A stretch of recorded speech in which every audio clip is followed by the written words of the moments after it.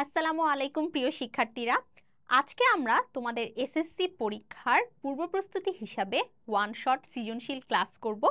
Test paper খুললে অনেকগুলো board, অনেকগুলো সাল মিলিয়ে অনেক সৃজনশীল প্রশ্ন আমরা একসাথে পেয়ে থাকি, যেটা পড়তে আমাদের অনেক সময় লেগে যায়, কারণ ওখানে অনেক রিপিটেটিভ সৃজনশীল থাকে। এর ফলে সবগুলো সৃজনশীল পড়তে গিয়ে অনেক সময় গুরুত্বপূর্ণ সৃজনশীলও বাদ পড়ে যায়। তাই এই ক্লাসে আমরা শুধুমাত্র গুরুত্বপূর্ণ সৃজনশীলই নয়, কোনো রিপিটেটিভ সৃজনশীলও পড়ব না, এবং কোনো সৃজনশীল যেন বাদও না যায় সেটাও ইনশিওর করব। এবং একই সাথে পরীক্ষায় কিভাবে আমরা খুব অল্প সময়ে ইফেক্টিভভাবে সৃজনশীল লিখে আসতে পারি সেটাও দেখব। তো চলো শুরু করে দেই আমাদের প্রথম অধ্যায় জীবন পাঠ দিয়ে।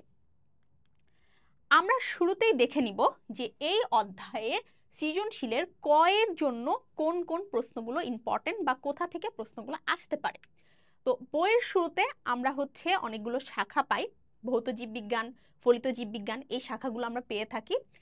এর মধ্যে যে শাখাগুলো আছে, যেরকম ভৌত জীববিজ্ঞানের যে আমার 11টা শাখা, ফলিত জীববিজ্ঞানের যে আমার 17টা শাখা, এরকম যে কোনো শাখা থেকে আমাদের প্রশ্ন আসতে পারে। যেরকম মনে করো জীবাশ্ম বিজ্ঞান কি, এটা হচ্ছে একটা ফলিত জীববিজ্ঞানের শাখা। অথবা জীবাশ্ম বিজ্ঞান কাকে বলে। শুধু তাই নয়, বইয়ে যে জীবাশ্ম বিজ্ঞানের পাশে একটা ইংলিশ টার্ম আছে প্যালিও অন্টোলজি, পরীক্ষায় কিন্তু এইভাবেও আসতে পারে প্যালিও অন্টোলজি কাকে বলে। তাহলে প্রত্যেকটা শাখায় আমাদের ক মার্কের জন্য খুবই ইম্পর্টেন্ট। এছাড়াও অনেক সময় ভৌত জীববিজ্ঞান কি এবং ফলিত জীববিজ্ঞান কি এটাও আসতে দেখা যায়। এরপরে আরেকটা সৃজনশীল আসতে দেখা যায়, মানে সৃজনশীলে ক মার্কের জন্য আসতে দেখা যায় জীবের শ্রেণীবিন্যাস কাকে বলে বা শ্রেণীবিন্যাস কাকে বলে। এরপরে আমাদের যে 5 রাজ্য আছে, 5 রাজ্য থেকে যেহেতু আমাদের গ ঘতে প্রশ্ন করে, সো আমাদের কতে প্রশ্নটা কম আসতে দেখা যায়। তারপরেও বিগত বছরের প্রশ্নগুলো পর্যালোচনা করে দেখা গিয়েছে এই 3টা জিনিস প্রায়ই আসে। এর মধ্যে মোস্ট কমন হচ্ছে আর্কিগোনিয়াম কি, আর্কিগোনিয়েট কি, এটা প্রায়ই আসতে দেখা যায়। আমি একটু সংক্ষেপ করে বলে দিচ্ছি। কনজুগেশন কি? কনজুগেশন হচ্ছে এক ধরনের জনন পদ্ধতি, যেখানে আমাদের ব্যাকটেরিয়ারা কনজুগেশন টিউব সৃষ্টির মাধ্যমে তাদের জেনেটিক বস্তু আদান প্রদান করে থাকে। তোমরা চাইলে এটা খাতায় লিখে নিতে পারো, যেহেতু বইয়ে কিন্তু এটা নেই। এরপরে আসতেছে আর্কিগোনিয়াম কি। আর্কিগোনিয়াম হলো এক ধরনের স্ত্রী প্রজনন অঙ্গ, যা প্লান্টি রাজ্যভুক্ত জীবের মধ্যে দেখা যায় বা উদ্ভিদের মধ্যে দেখা যায়। ঠিক একইভাবে কিন্তু তুমি এখানেও বলতে পারো, তুমি কনজুগেশনটা যার মধ্যে পড়েছো, প্রোটিস্টার মধ্যে যে পড়েছো, তুমি কিন্তু এটাও এখানে উল্লেখ করে দিতে পারো। এরপরে হচ্ছে হেটারোট্রফিক কি। হেটারোট্রফিক হচ্ছে আসলে পরভোজী। পরভোজী মানে কি? মানে যারা সালোক সংশ্লেষণ করতে পারে না, নিজের খাবার নিজে তৈরি করতে পারে না। তো হেটারোট্রফিক হলো যারা সালোক সংশ্লেষণ প্রক্রিয়ায় নিজের খাবার নিজে তৈরি করতে পারে না। এবং হেটারোট্রফিক মানে যে পরভোজী, সেটাও কিন্তু তোমাকে এখানে উল্লেখ করতে হবে। অর্থাৎ হেটারোট্রফিক বা পরভোজী, এভাবে কোশ্চেনটা স্টার্ট করতে হবে। আবার হেটারোট্রফিকের একটা উল্টা জিনিস আছে, সেটা হচ্ছে আমার অটোট্রফিক। এটাও কিন্তু পরীক্ষায় আসতে পারে, ঠিক আছে? তো অটোট্রফিক কি? যারা অটো, অর্থাৎ যারা নিজের খাবার নিজে নিজেই তৈরি করে ফেলতে পারে, অন্য কারোর হেল্প লাগে না। সো আমাদের ক মার্কের জন্য এই প্রশ্নগুলো মূলত আসতে দেখা যায়। এরপরে শ্রেণীবিন্যাসের বিভিন্ন ধাপের মধ্যে যা আমাদের মানুষের জগৎ পর্ব, শ্রেণী, বর্গ, গোত্রগণ, প্রজাতি আছে, ওখান থেকে মনে করো একটা কতে দিয়ে দিল যে মানুষের শ্রেণী কোনটা, মানুষের শ্রেণী বা ক্লাস কোনটা। সো মানুষের ক্লাস হচ্ছে আমরা জানি যে ম্যামালিয়া, আমরা তাহলে সেটা ওখানে লিখে দিব। এরপরে দ্বিপদ নামকরণ পদ্ধতি কাকে বলে আসতে পারে। কোন একটা জীবের নামকরণকে দুইটা পদে ভাগ করাকে বা দুই পদ বিশিষ্ট নামকরণ করাকে আমরা দ্বিপদ নামকরণ বলি। এছাড়াও আইসিবিএন এর পূর্ণরূপ, আইসিজেডএন এর পূর্ণরূপ, অর্থাৎ international code of botanical nomenclature বা জিওলজিক্যাল নোমেনক্লেচার, এটার পূর্ণরূপও ক মার্কে আসতে পারে। কয়েকটি জীবের দ্বিপদ নামকরণের মধ্যে আমাদের যে বৈজ্ঞানিক নামগুলো আছে, আমাদের ডাইরেক্ট কিন্তু পরীক্ষায় বলতে পারে যে আলুর বৈজ্ঞানিক নাম কি, অথবা আলুর বৈজ্ঞানিক নাম লিখো বা আলুর দ্বিপদ নাম লিখো, ঠিক আছে? তখন কিন্তু সোলানাম টিউবারাসাম তো লিখতে হবেই। আমরা লিখবো যে সোলানাম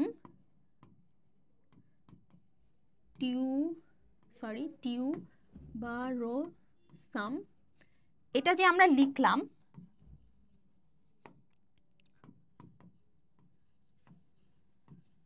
টিউবারোসাম, এটা যে আমরা লিখলাম শুধু এভাবে লিখে দিয়ে আসলে না পরীক্ষায় হবে না, অবশ্যই নিচে একটা দাগ দিতে হবে, এটা মাস্ট।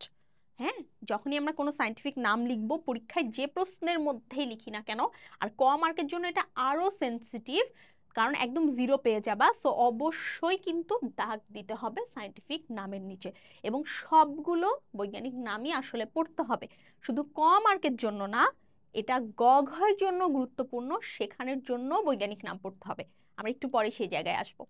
সো এই অধ্যায় থেকে এর বাইরে ক মার্কের জন্য প্রশ্ন আসা আসলে পসিবল না।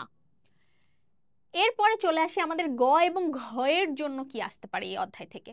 গ এবং ঘয়ের জন্য এই অধ্যায় থেকে 3টা টপিক থেকে প্রশ্ন আসে। একটা হচ্ছে জীবজগতের মধ্যে যে আমাদের 5টা রাজ্য আছে, সেই 5টা রাজ্য থেকে আমাদের প্রশ্ন আসতে পারে। শ্রেণীবিন্যাসের বিভিন্ন ধাপ থেকে এক বছর প্রশ্ন আসতে দেখা গিয়েছিল যে মানুষের শ্রেণীবিন্যাস লিখো, কারণ সহ বলুক বা না বলুক তোমাকে অবশ্যই কারণ উল্লেখ করতে হবে।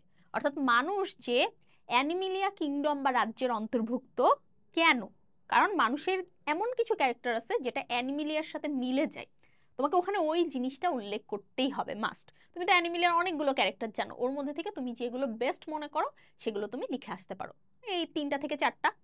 একইভাবে জগৎ, পর্ব, শ্রেণীবর্গ, গোত্রগণ, প্রজাতি পুরোটাই লিখে তার কারণ লিখতে হবে, কারণ পরীক্ষায় লিখতে বলুক আর না বলুক লিখতেই হবে, কারণ যেহেতু এটা গ বা ঘয়ের জন্য প্রশ্ন এসেছে।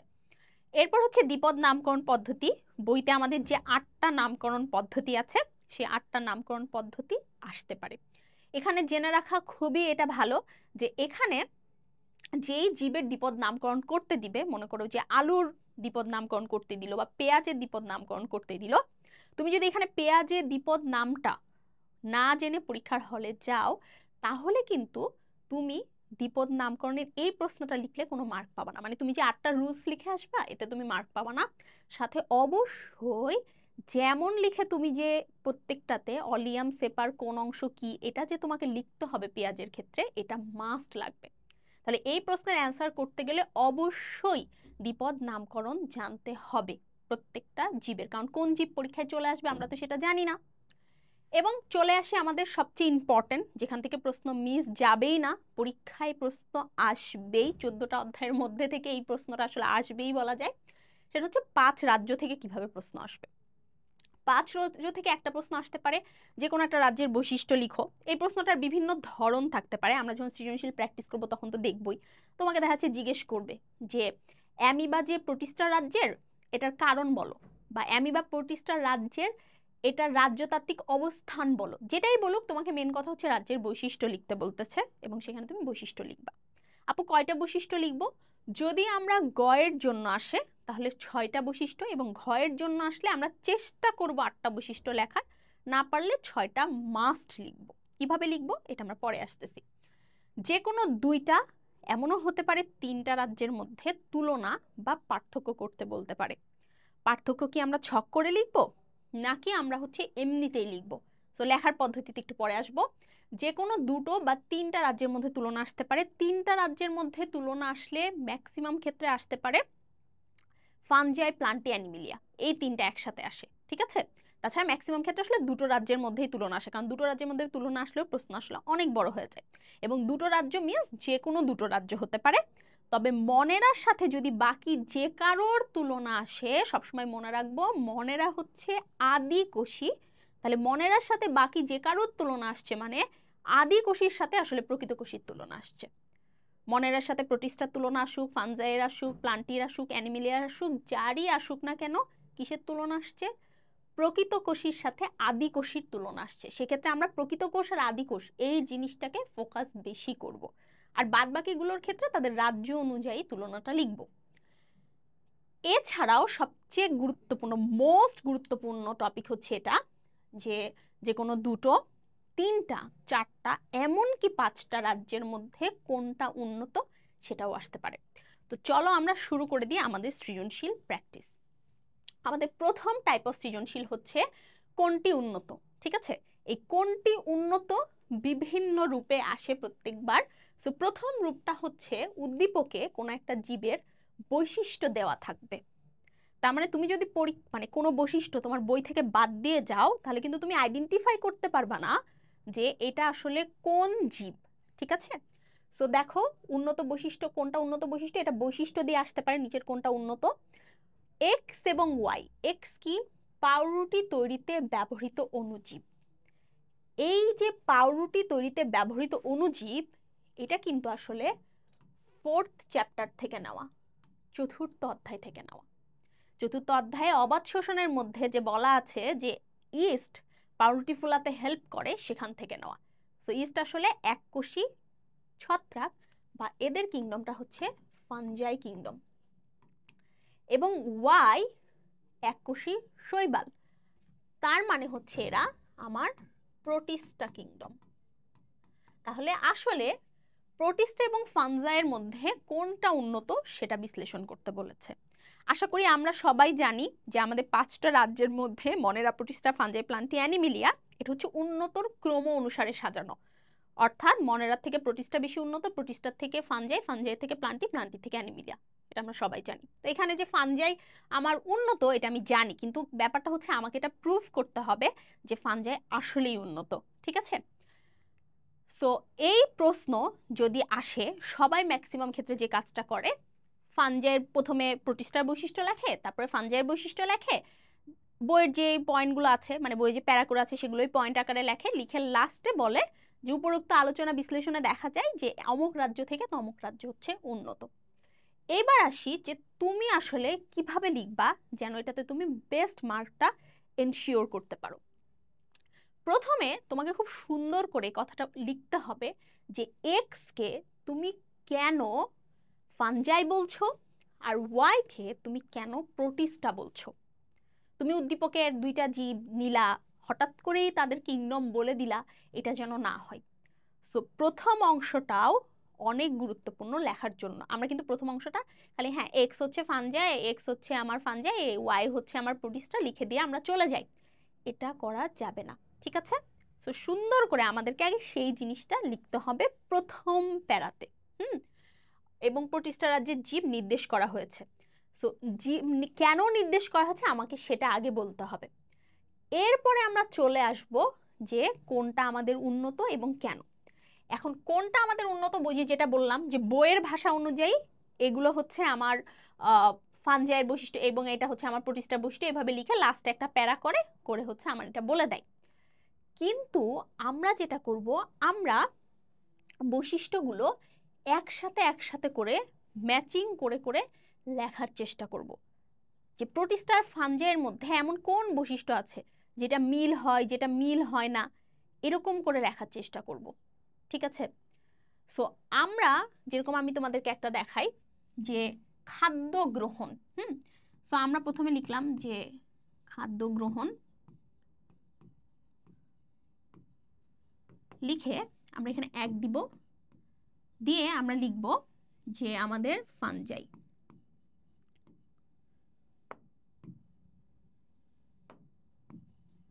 ফানজাই, তারপরে আমাদের 2 দিব, দিয়ে আমাদের লিখব প্রোটিস্টা।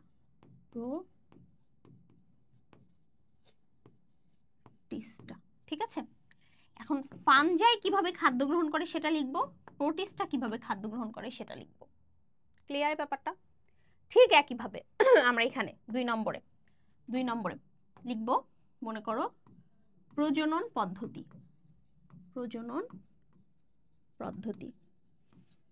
দিয়ে আমরা লিখব বইয়ের একদম ভাষা অনুযায়ী যে আমাদের ফানজাই কিভাবে প্রজনন করে সেটা, এবং একই সাথে আমাদের প্রোটিস্টা কিভাবে প্রজনন করে সেটা। এরকম বেশি দরকার নাই, এটা যেহেতু ঘ মার্কের জন্য আসছে, তুমি এরকম এই যে 1 2 3 4 মোট 4টা যদি তুমি লিখতে পারো দ্যাটস এনাফ। বাট 4টা লিখলে অবশ্যই এর ভেতরে বর্ণনা একটু বিস্তৃত আসতে হবে, ঠিক আছে? তাহলে তোমার প্রথমে তুমি এক্স এবং ওয়াই কেন ফানজাই প্রোটিস্টা সেটা সুন্দর করে ব্যাখ্যা করবা। এরপরে কোনটা উন্নত তা বিশ্লেষণ করার জন্য তুমি লিখবা যে নিচের কোনটা, মানে এই এক্স এবং ওয়াই এর মধ্যে কোনটা উন্নত, এক্স দিয়ে হাইফেন দিয়ে লিখবা এক্স ফানজাই, এবং ওয়াই হাইফেন প্রোটিস্টার মধ্যে কোনটা উন্নত তা বিশ্লেষণের জন্য নিম্ন বর্ণিত বৈশিষ্ট্যগুলো আলোচনা করা যেতে পারে। এইবার তুমি হচ্ছে আলোচনা করার সময় এইভাবে বৈশিষ্ট্যগুলো কভার করবা। লাস্টে গিয়ে তুমি বলবা যে উপরোক্ত বৈশিষ্ট্য পর্যালোচনা করে দেখা যায় যে প্রোটিস্ট এবং ফাঞ্জাইয়ের মধ্যে আসলে কে উন্নত, সেটা বলে তোমার এক্স এবং ওয়াই এর মধ্যে তাহলে অমুক উন্নত, এটা দিয়ে তুমি তোমার কোশ্চেনের অ্যান্সারটা শেষ করবা। ঠিক আছে?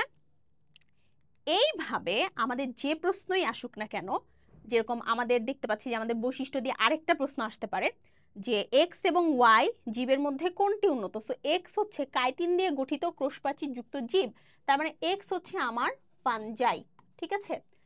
আর ওয়াই হচ্ছে আমার সপুষ্পক জীব, মানে ওয়াই হচ্ছে আমার প্লান্টি। সো এবার ফানজাই আর প্লান্টির মধ্যে কে উন্নত, তুমি আবার সেটা একই প্রসেসে এক্স এবং ওয়াই এর মধ্যে কোনটা উন্নত তুমি সেটা লিখবা। ঠিক আছে? একই প্রসেসে যেভাবে দেখিয়ে দিলাম, যেই বর্ণনা বলে দিলাম, সেই একই প্রসেসে তুমি লিখবা। আচ্ছা, এরপরে বৈজ্ঞানিক নাম কেন পড়া দরকার তার আরেকটা প্রমাণ আমরা এখানে পাবো। আমাদের উদ্দীপকে কোনটা উন্নত বলার ক্ষেত্রে বৈজ্ঞানিক নাম দিয়েও আসতে পারে, যেরকম আমরা দেখতেছি যেখানে বি আর সি জীবের কথা বলছে। সো বি হচ্ছে অটোকার্পাস হেটেরোফাইলাস। সো আমরা যদি না জানি যে অটোকার্পাস হেটেরোফাইলাস হচ্ছে কাঁঠাল, তাহলে তো আমরা জানতে পারবো না যে এটা হচ্ছে আমাদের কাঁঠালের বৈজ্ঞানিক, মানে কাঁঠাল যে আমার প্লান্টটি সেটা আমি জানতে পারবো না যদি আমি অটোকার্পাস হেটেরোফাইলাস মানে কাঁঠাল না জানি। তারপর পেনিসিলিয়াম নটাটাম, এটা মানে যদি আমি না জানি যে এটা ছত্রাক, তাহলে কিন্তু আমি এটা বলতে পারবো না যে এটা ফানজাই। ঠিক আছে? দেন আমি আসবো বি এবং সি এর মধ্যে কোনটা উন্নত। ওকে, সো বি এবং সি এর মধ্যে কোনটা উন্নতর ক্ষেত্রে প্লান্টি এবং ফানজাইয়ের সাথে যখন উন্নতর কম্পারিজন আসে তখন অনেকগুলো বিষয় চলে আসে, খাদ্য গ্রহণ চলে আসে, সালোক সংশ্লেষণ প্রক্রিয়া চলে আসে, তারপরে আমাদের হচ্ছে ক্লোরোফিলের আলোচনা চলে আসে, বর্ণের আলোচনা চলে আসে, প্রজননের আলোচনা চলে আসে, টিস্যুতন্ত্রের আলোচনা চলে আসে। দেখছো কয়টা বলে দিলাম? 6টা পয়েন্ট বলে দিলাম। তোমরা কিন্তু এগুলা খুব সুন্দর করে এভাবে লিখতে পারো, কারণ ফানজাই এবং প্লান্টির মধ্যে অনেক পার্থক্য।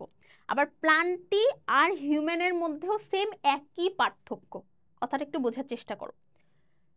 আমাদের ফানজাই এর যেহেতু সালোক সংশ্লেষণ করতে পারে না সূর্যের আলোর উপস্থিতিতে, তাহলে ফানজাইয়ের ম্যাক্সিমাম বৈশিষ্ট্যই কিন্তু মিলে যাবে অ্যানিমেলিয়ার সাথে। শুধু একটা বৈশিষ্ট্য মিলবে না, সেটা হচ্ছে আমাদের কোষ প্রাচীর। এই যে একটু আগে যে আমরা দেখলাম কোষ প্রাচীর, এই কোষ প্রাচীরের বৈশিষ্ট্যটা আমার মিলবে না। এছাড়া সব বৈশিষ্ট্যই কিন্তু ফানজাইয়ের সাথে অ্যানিমেলিয়ার মিলে যাবে। তাহলে ফানজাই আর অ্যানিমেলিয়ার যে কোনো একটার সাথে যদি আমার প্লান্টির তুলনা করতে বলে, পার্থক্য হিসাবে হোক অথবা আমাদের উন্নত হিসাবে হোক, তোমাকে তো আলটিমেটলি বৈশিষ্ট্য লিখতে হচ্ছে, রাইট?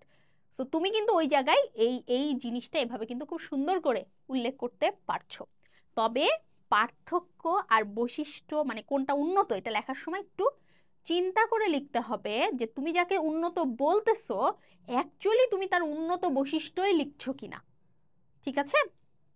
এটা চিন্তা করতে হবে, এটা চিন্তা করে তোমার হচ্ছে সেভাবে লিখতে হবে। ওকে, আচ্ছা, এরপরে আমরা চলে আসি আমাদের সরাসরি জীবের নাম। এটা তো খুবই সহজ।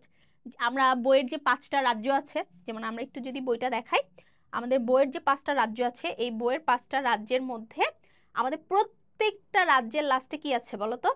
2টা করে উদাহরণ আছে যে এই রাজ্যের আমাদের জীব এটা, অমুক রাজ্যের জীব ওটা। এই উদাহরণগুলো আমাদের কি করতে হবে?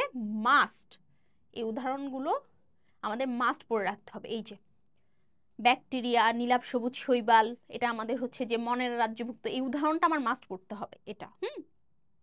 এমনকি যখন আমরা উদাহরণের কথা বলছি তখন আমরা আরেকটা জিনিস দেখব যে চিত্র, আমার চিত্র দিয়েও কিন্তু আসতে পারে। এই যে এখন আর পেঁচানোর মতো এই জিনিসটা তুমি বুঝবা কিভাবে যে জেড আসলে কি? যদি তুমি বইয়ের এই ছবিটা না দেখো যে এটা হচ্ছে নীলাভ সবুজ শৈবাল, তুমি কি পারবে? তুমি পারবে না। ঠিক আছে? তাহলে এই জিনিসটা আমরা অবশ্যই মাথায় রাখবো যে প্রত্যেকটা রাজ্যের উদাহরণ, প্রত্যেকটা রাজ্যের ছবি আমাদেরকে ভালো করে দেখে যেতে হবে এই অধ্যায়ের এই অংশের প্রশ্নের অ্যান্সার করতে গেলে। ওকে, তাহলে ওয়াই এবং জেড এর মধ্যে কোনটা উন্নত? জেড তো আমার কি বলতো? নষ্টক বা নীলাভ সবুজ শৈবাল, তার মানে জেড হচ্ছে আমাদের মনেরা এবং ওয়াই হচ্ছে আমাদের প্লান্টি। এখন তুমি দেখো, তুমি যদি এই ক্ষেত্রে খাদ্য গ্রহণ, প্রজনন পদ্ধতি এগুলো টেনে আনো, তুমি ওকে উন্নত বলতে পারবা না, তুমি প্লান্টিকে উন্নত বলতে পারবা না। তো আমি একটা শর্টকাট প্রথমেই বলে দিছি যে মনেরার সাথে যে কারোর উন্নত আসুক কিনা অথবা পার্থক্য আসুক কিনা, যাই আসুক, তুলনা আসুক, সব সময় আমরা মনেরা মানে আমরা বুঝবো হচ্ছে আমাদের আদিকোষ এবং প্লান্টি মানে আমরা বুঝবো হচ্ছে আমাদের প্রকৃত কোষ। এবং সবসময় আমরা এই আদিকোষ এবং প্রকৃত কোষের পার্থক্যের মধ্যে থাকব। কি কি পার্থক্য হতে পারে?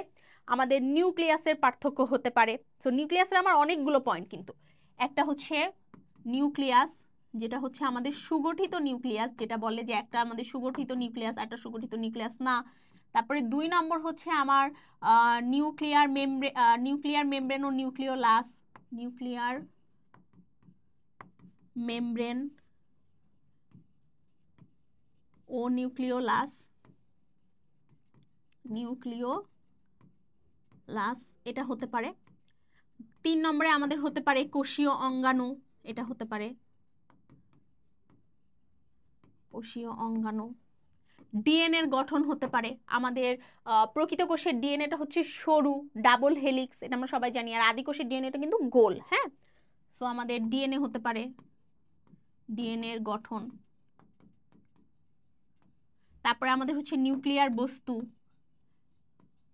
নিউক্লিয়ার বস্তু, ঠিক আছে। নিউক্লিয়াস একটা সুগঠিত নয়, কারণ নিউক্লিয়ার মেমব্রেন একটাতে অনুপস্থিত আর একটাতে উপস্থিত। নিউক্লিয়ার মেমব্রেন যখনই থাকে না তখন নিউক্লিয়ার বস্তু সাইটোপ্লাজমে ছড়াই থাকে, আরেকটাতে নিউক্লিয়াসের ভেতরেই থাকে, প্রকৃত কোষে নিউক্লিয়াসের ভেতরে থাকে। কোষীয় অঙ্গাণু কোনগুলো আছে কোনগুলো নাই, একটাতে ঝিল্লিবদ্ধ কোনো অঙ্গাণুই নাই, আরেকটাতে ঝিল্লিবদ্ধ সকল অঙ্গাণু আছে। ডিএনএর গঠন একটাতে সুতার মতো, আরেকটাতে হচ্ছে আমার সার্কুলার ডিএনএ, ঠিক আছে। দেখো আমি 5টা কিন্তু অলরেডি লিখে দিছি, আর একটা দুটো তুমি বের করে এমনিই লিখতে পারবা। সো মনেরার সাথে যারই উন্নত বৈশিষ্ট্য আসবে কিনা আমরা ফোকাস করব আদিকোষ এবং প্রকৃত কোষের মধ্যে। ওকে, ঠিক আছে। এরপরে এতক্ষণ আমরা ছিলাম 2 রাজ্যের মধ্যে। এই একই প্রশ্ন অনেক সময় দেখা যায় 3 রাজ্যের মধ্যে আসে, যেরকম পি কিউ আর এর মধ্যে কোনটা বেশি উন্নত সেটা আমাকে বলতে বলছে। সো পি হচ্ছে আমাদের প্রোটিস্টা, কিউ হচ্ছে আমাদের মনেরা, এবং আর হচ্ছে আমাদের প্লান্টি, ঠিক আছে।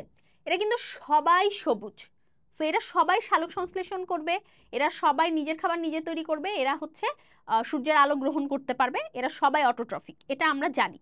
কিন্তু এদের মধ্যে আবার তুমি দেখো কোশ্চেনের শুরুতে যখন দেখবা যে এত পরিমাণ মিল আছে, সে কথাগুলো কিন্তু তুমি উল্লেখ করতে পারো যে যদিও এদের মধ্যে এই মিলগুলো আছে, তারপরেও আমরা এই 3টার মধ্যে, এই পি কিউ আর এর মধ্যে যেই উন্নত সেই যে বৈশিষ্ট্যগুলো আছে সেটা কিছু অমিলের ভিত্তিতে আছে।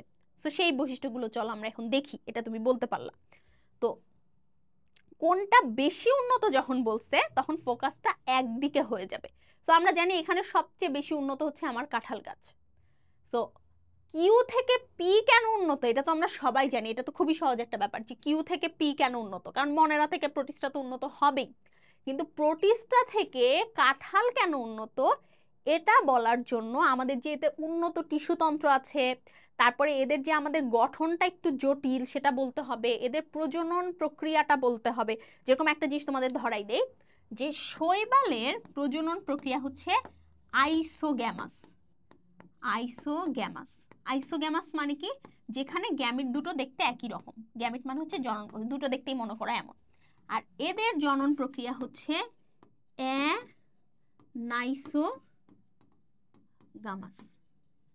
অ্যানাইসোগামাস মানে কি? মানে একটা এরকম আর একটা এরকম, মানে দুইটা গ্যামেট দেখতে দুই রকম, ঠিক আছে। এটা কিন্তু একটা উন্নত হওয়ার জন্য অনেক ইম্পর্টেন্ট ক্যারেক্টারিস্টিক্স। তাহলে আমরা সেম আগের প্রসেসেই যাব, হ্যাঁ, বাট এখানে আমরা প্রত্যেকটা পয়েন্টের মধ্যে আগে আমরা 2টো করে বৈশিষ্ট্য লিখছিলাম, এখনটা প্রত্যেকটা পয়েন্টের মধ্যে আমরা 3টা করে বৈশিষ্ট্য লিখব। তো যখন আমরা প্রত্যেকটা পয়েন্টের মধ্যে, যেরকম প্রজনন প্রক্রিয়ার মধ্যে আমরা যখন নীলাভ সবুজ শৈবালের প্রজনন প্রক্রিয়া পড়ব, তখন যত আমরা সহজ করে বলবো এদের প্রজনন তার থেকে একটু কঠিন, এদের প্রজনন তার থেকে একটু কঠিন।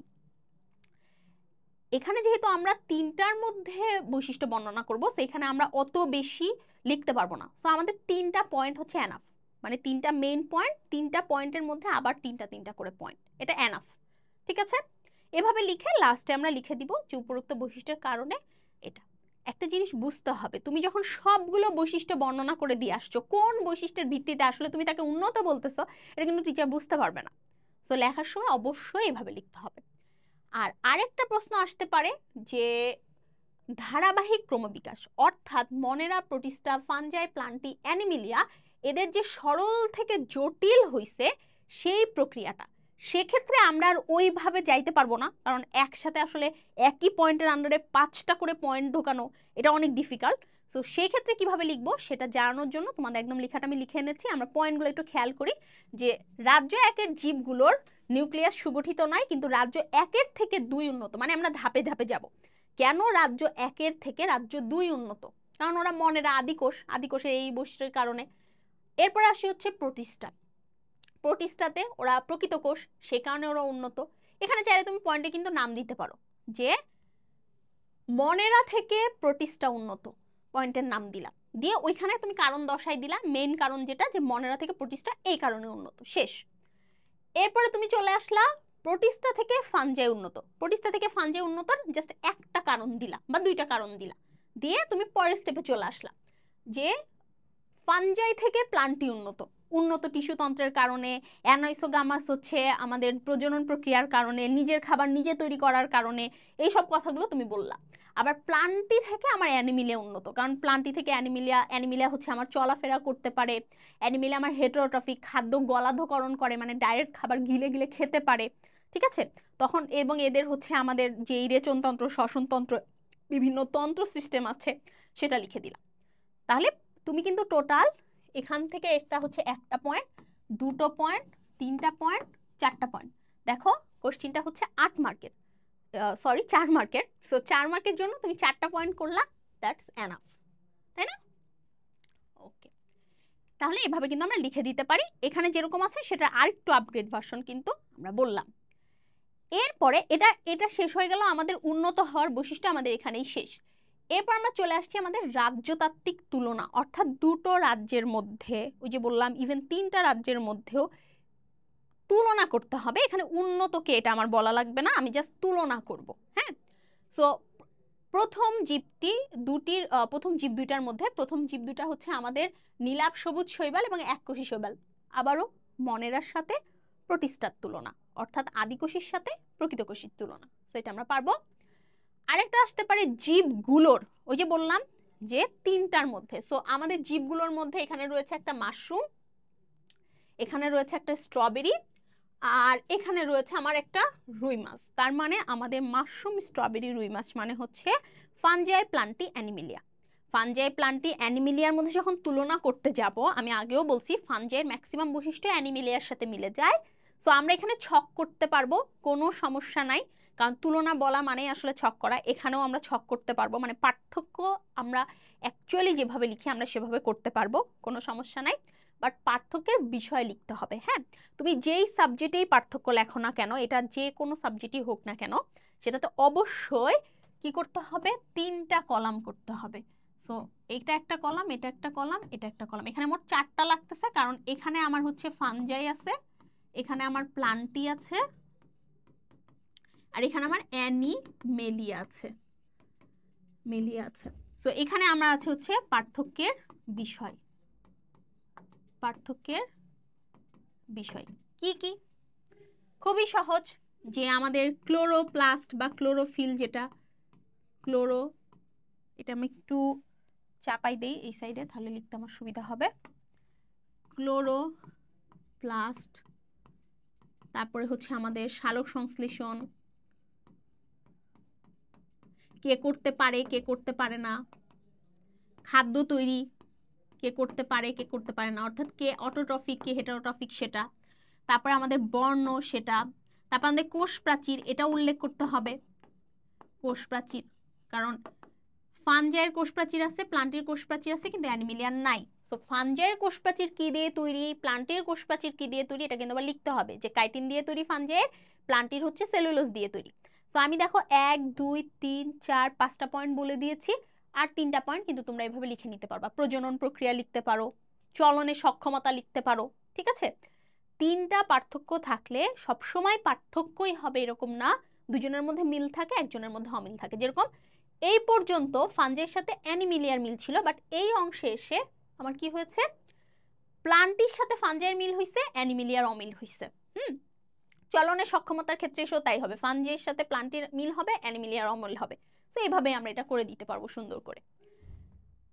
তো রাজ্যতাত্ত্বিক তুলনার মধ্যে এইভাবে প্রশ্ন আসতে পারে, উদ্দীপকের জীবটির কোষের সাথে আদি কোষের বিভিন্ন বৈশিষ্ট্যের ভিন্নতা রয়েছে। তো উদ্দীপকের কোষটা হচ্ছে জাতীয় মাছ, সো জাতীয় মাছ মানে হচ্ছে ইলিশ।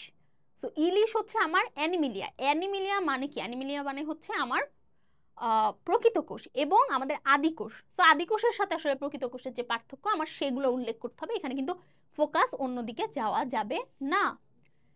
এরপরে হচ্ছে আমরা আসি কিছু মানে অন্যান্য টাইপ অফ কোশ্চিন। অন্যান্য টাইপ অফ কোশ্চিন বলতে যেটা আমরা অ্যাকচুয়ালি কোনো টাইপের মধ্যে ফেলাইতে পারবো না, কিন্তু এগুলো অনেক সহজ। সেটা হচ্ছে উদ্দীপকে উল্লেখিত প্রথম জীবটি কোন রাজ্যের অন্তর্ভুক্ত ব্যাখ্যা করো। সো প্রথম জীবের নাম হচ্ছে আমার অরাইজা, সো ধান, অরাইজা স্যাটিভা। এই যে এখানেও কিন্তু জানতে হবে যে বৈজ্ঞানিক নাম। সো অরাইজা স্যাটিভা হচ্ছে আমার ধান। সো ধান কোন রাজ্যের অন্তর্ভুক্ত ব্যাখ্যা করো, এরকম বলছে। তাহলে অবশ্যই কি করতে হবে, প্লান্টের বৈশিষ্ট্যগুলো লিখে দিয়ে আসতে হবে সোজা বাংলা কথায়। উদ্দীপকে দ্বিতীয় এবং তৃতীয় জীব একই রাজ্যের অন্তর্ভুক্ত নয় কেন? নস্টক এবং অ্যামিবা। একজন প্রোটিস্টা, একজন কি মনেরা। সো মনেরা আর প্রোটিস্টা কেন? আবারও আদিকোষ এবং প্রকৃত কোষের পার্থক্য দিয়ে এখানে হচ্ছে লিখতে হবে, এবং এই ক্ষেত্রে আমরা হচ্ছে আলাদা আলাদা পার্থক্যে যেতে পারি, যে প্রথম রাজ্যের পার্থক্য এগুলা, দ্বিতীয় রাজ্যের পার্থক্য এগুলা। যেহেতু আমাদের নস্টক ওই বৈশিষ্ট্য ফলো করে তাইও প্রথম রাজ্যে গেছে, মনেরা যেহেতু মানে প্রোটিস্টা যেহেতু আমাদের অ্যামিবার মতো বৈশিষ্ট্য ফলো করে তাইও অ্যামিবা রাজ্যে গেছে। কিন্তু এখানে একটা জিনিস খেয়াল করতে হবে, প্রোটিস্টার সময় কিন্তু একটা কথা আছে, খাদ্য সালোক সংশ্লেষণ বা শ্বসন পদ্ধতিতে হয়। এখন অ্যামিবা তো সালোক সংশ্লেষণ করে না, অ্যামিবা তো শোষণ করে। তাহলে কিন্তু এখানে শোষণ কথাটাই আসতে হবে, কারণ তুমি এমন বৈশিষ্ট্য বলছো যেটা অ্যামিবাকে ফিট করে। তাহলে এমন বৈশিষ্ট্য বলার দরকার নাই, ওইটা শৈবালের বৈশিষ্ট্য ছিল যেটা প্রোটিস্টার মধ্যে, তাহলে ওইটা কিন্তু তোমার এখানে বলার দরকার নাই। ঠিক আছে, আমরা যে পরীক্ষায় অনেক বেশি পড়ে যাই, এগুলোর থেকে গুরুত্বপূর্ণ হচ্ছে লেখার টেকনিকটা। আচ্ছা, এরপরে হচ্ছে প্রথম রাজ্যটির রাজ্যগত বৈশিষ্ট্য ব্যাখ্যা করো। সেম বৈশিষ্ট্য লিখে দিয়ে আসবো যেই রাজ্যের তাকে। জীব দুটি প্রাণী হওয়া সত্ত্বেও ভিন্ন রাজ্যভুক্ত কেন? যুক্তি সহকারে বিশ্লেষণ করো। এই টাইপের প্রশ্নের ক্ষেত্রে আমরা দুটো রাজ্যের আলাদা আলাদা পার্থক্যে যাব, একসাথে কিউমুলেটিভ করে পার্থক্য লিখবো না। এতক্ষণ যেরকম উন্নতর ক্ষেত্রে লিখছিলাম, এটার ক্ষেত্রে আমরা আলাদা আলাদা পার্থক্যে যাইতে পারবো। হ্যাঁ, বাট অবশ্যই এইসব কোশ্চিনের 4টা প্যারা থাকতে হবে। প্রথম প্যারায় উদ্দীপক আইডেন্টিফিকেশন, এর পরের 2 প্যারায় 2 রাজ্যের বৈশিষ্ট্য, এবং লাস্টে অবশ্যই সার কথা লিখতে হবে, মানে সার সংক্ষেপ বা শেষ কথা লিখতে হবে। এটা আমরা অনেকেই করি না, আমরা রাজ্যের বৈশিষ্ট্য মনে করি যত বেশি বৈশিষ্ট্য লিখবো আমি তত বেশি মার্ক পাবো, বাট জিনিসটা তা না, গোছানো হতে হবে। হ্যাঁ, আচ্ছা, সেম আমাদের হচ্ছে উদ্দীপকের প্রতিটি জীব শ্রেণীবিন্যাসগতভাবে ভিন্ন আলোচনা করো। ভিন্ন আলোচনা করতে গেলে আমরা একইভাবে তাদের বৈশিষ্ট্য দিয়ে ভিন্ন আলোচনা করব, এবং রাজ্যের বৈশিষ্ট্য প্রথম রাজ্যের জীবটি রাজ্যগত বৈশিষ্ট্য বর্ণনা, এটা তো হচ্ছে আমরা খুব ভালোই বুঝি, এটা আমরা লিখতে পারি। আচ্ছা, এরপরে আমরা চলে আসি এ জীব, মানে এই ছিল আমাদের রাজ্য পর্যন্ত, মানে 5 রাজ্য থেকে যে আমাদের যেই টাইপ অফ কোশ্চিন আসতে পারে সেগুলো সব দেখিয়ে দিয়েছি। এর বাইরে কোনো ধরনের কোশ্চিন আসা পসিবল না, এবং কিভাবে লিখতে হবে মোস্ট ইম্পর্টেন্ট সেটাও দেখিয়ে দিয়েছি। এইবার আমরা মানুষের শ্রেণীবিন্যাসের বিভিন্ন ধাপ থেকে, অর্থাৎ এ জীবটির বৈজ্ঞানিক নামের শ্রেণীবিন্যাস অর্থাৎ হোমো স্যাপিয়েন্স, মানে মানুষের শ্রেণীবিন্যাসের যে জগৎ পর্ব শ্রেণীবর্গ গোত্রগণ প্রজাতি ছিল সেটা পরীক্ষায় একবার এসেছে। সেটা আমরা দেখছি, আমাদের সৃজনশীল হচ্ছে 14, রাজশাহী বোর্ড 23-এ এসেছে, এটা অর্থাৎ রিসেন্ট ইয়ারেই কিন্তু আসছে। সো এটাও কিন্তু আমাদের পড়ে ফেলতে হবে। ঠিক আছে, খুব সুন্দর করে, কেন বলে নাই যে শুধু কিন্তু শ্রেণীবিন্যাস লিখতে বলেছে, বাট আমরা এখানে কেন সহকারে লিখবো। ঠিক আছে, প্রথম আমরা এ জীবটি হোমো স্যাপিয়েন্স, এটা মূলত মানুষের বৈজ্ঞানিক নাম এবং শ্রেণীবিন্যাস, এইভাবে কারণ সহকারে লিখবো। এখানে একটা জিনিস তোমরা সবাই যেটা ভুল করো, প্রজাতি লেখার সময় জেনাস তো হোমো লেখো, প্রজাতি লেখার সময় লেখো স্যাপিয়েন্স। প্রজাতি সবসময় 2 পদ বিশিষ্ট হয়, সো প্রজাতির নাম হোমো স্যাপিয়েন্স। এটাও হয় নাই, এটার নিচে কিন্তু মাস্ট দাগ দিতে হবে, এটা টাইপিং এর জন্য এটা এভাবে লেখা। সো এটা নিচে মাস দাগ দিতে হবে এবং তারপরে এটার কারণ সহকারে লিখতে হবে। এই লাস্টের স্টেজে এসে সব লিখছো কিন্তু এখানে হোমো স্যাপিয়েন্স না লিখে শুধু স্যাপিয়েন্স লিখছো বা দাগ দাও নাই, তাহলে কিন্তু প্রশ্নটা ভুল হয়ে যাবে। একদম নিখুঁতভাবে ধরিয়ে দিচ্ছি। আচ্ছা, এইবার আমাদের দ্বিপদ নামকরণ থেকে প্রশ্ন আসতে পারে। আমাদের আরেকটা টাইপ, উদ্দীপকের শেষ জীবটির নামকরণের পদ্ধতি। আমাদের শেষ জীবটি ছিল হচ্ছে আমাদের রুই মাছ। সো রুই মাছের নামকরণের পদ্ধতি যখন আমরা লিখবো 8টা পদ্ধতি, এই 8টা পদ্ধতি লিখতে গেলে অবশ্যই রুই মাছের বৈজ্ঞানিক নাম যে ল্যাবিওরোহিতা, আগে এটা জানতেই হবে।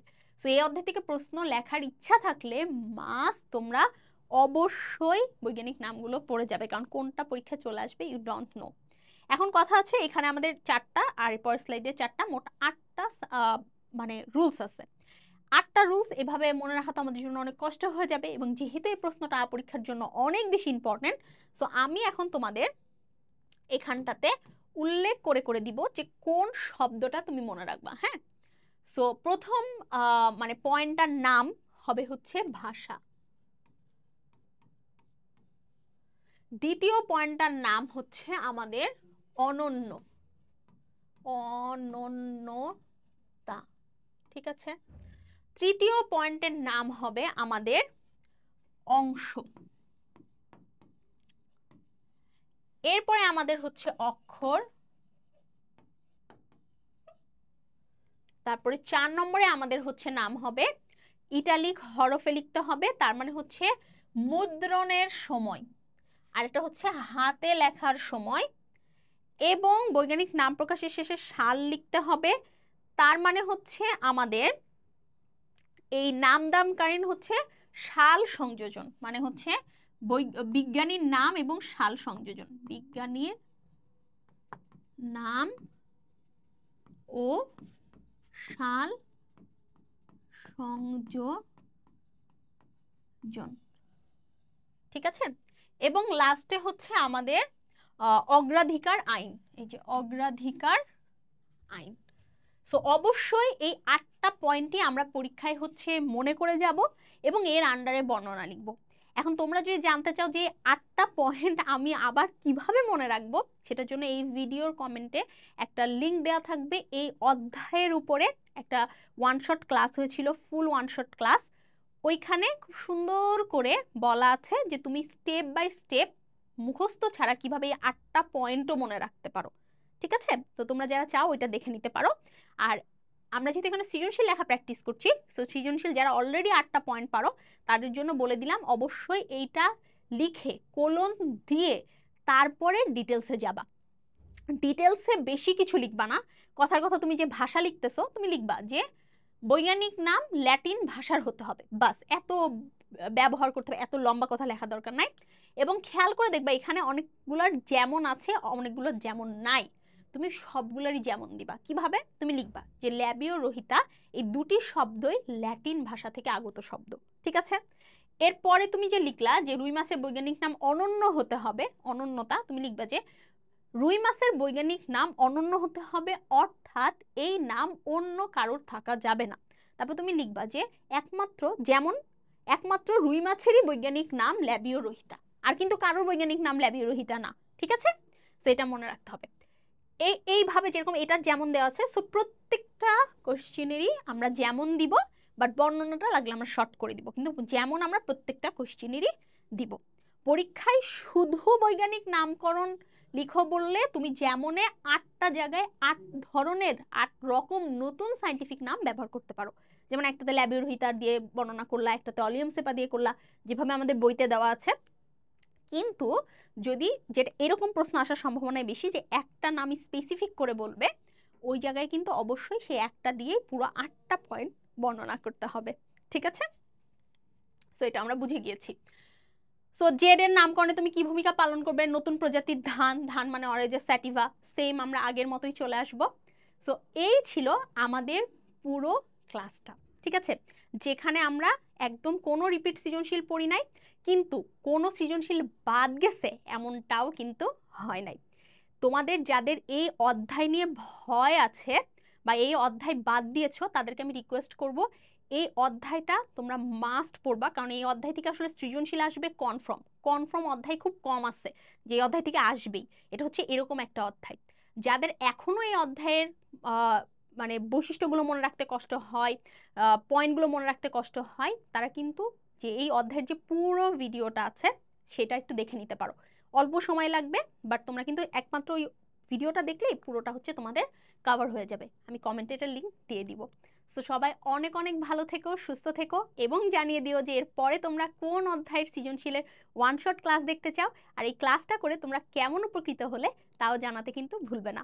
সবাই অনেক ভালো থেকো, সুস্থ থেকো। আসসালামু আলাইকুম সবাইকে, এবং আল্লাহ হাফেজ।